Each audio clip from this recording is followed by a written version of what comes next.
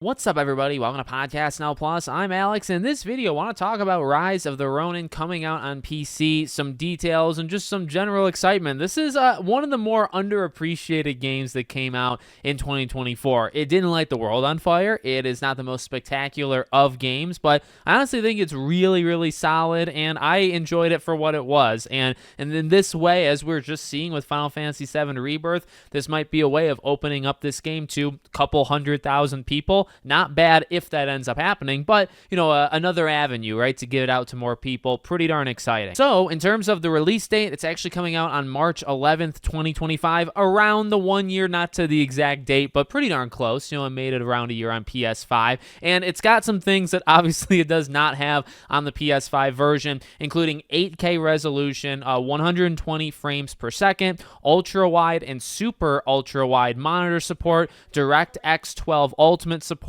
and more. And look, I'm not a big tech guy. It sounds like it can do more, obviously, on PC. I think with those frame rates and whatnot, obviously you're pushing it more than the PS5. Look, one of the biggest issues I personally had with the game is the outdatedness of some of the visuals. I don't know how much this is going to help it. They've also had another year, right? So whether there's updates that were not kind of day one or month one on PlayStation that will be available on PC. Look, again, it's still not the most. It's not a 10 out of 10 game. It's not going to light the world on fire, but one of its major weaknesses, at least that I thought, and I can get over looks, and I did with this game, but visually and performance-wise, it did not feel like a game that came out in 2024. It did not feel like a game for the PS5.